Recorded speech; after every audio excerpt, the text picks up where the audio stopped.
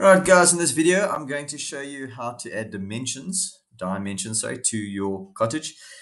Very simply what we're going to do is click on annotations. We're going to go to dimension style.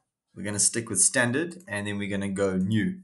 So that's going to be the base we start with and I'm going to call it cottage. Okay, continue. Right, from here we're going to work in our dimension style editor. We're going to make sure that just start with lines, by the way. Keep it on block, that's fine. Extend beyond the dimension lines. It's that little bit there that goes beyond, right? So what we're going to do here is we're going to probably go, because we're working in a scale of 1:1, I'm probably going to go with 300. Then from offset from the origin is this little spacing here, the offset from the actual from the cottage, I'm also going to go 300. Then I'm going to go across to symbols and arrows. We want to make sure that those are architectural ticks. Don't worry about the glider. Arrow size, we probably want to look at about 250 or 300. In fact, let's go for everything 300 and see what it comes out as, right? And then I'm going to move on to text. Text height, I'm going to look at about a 200 text height. We can change that. Remember, everything's 1:1, so that's 200 millimeters because we're writing in the model space.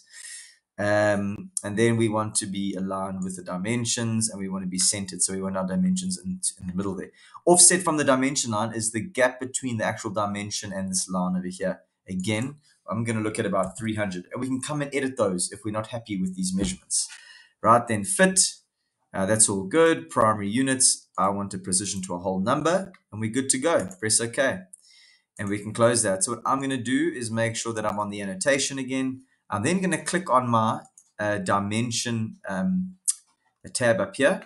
And for example, what I'll do is I'll do the total length of the side of the building from the carport. So I'll go to that top corner all the way down, make sure my perpendicular is on all the way to the bottom end of the patio and drag it out. And you'll see it gives me a nice dimension annotation. If you don't like the size of the ticks, you don't like the size of the writing, you're welcome to change it.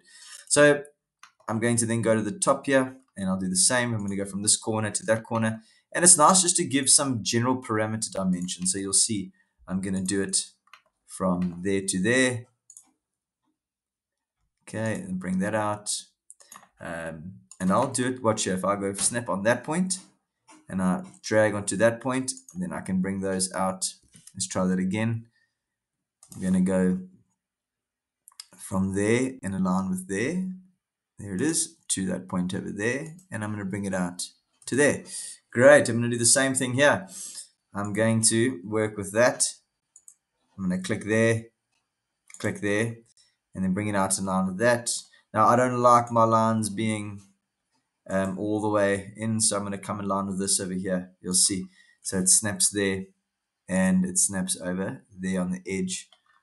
Why I like that is because and now everything's sort of in line and sort of matches. And I can go around and do the rest of the property as well. So I'm going to do that section of the property. I'll come out there. I'll do this section of the property as well, trying to keep all the dimensions offset from the building in a similar fashion. Okay, and then one more from there to there. That's nice. So that gives me more or less a good parameter outlines. Remember, the area wouldn't include the patio. I would just include but that's fine. I would just include the actual walls of the container. But that is how you do dimensions. Very easy, very simple, very, very straightforward.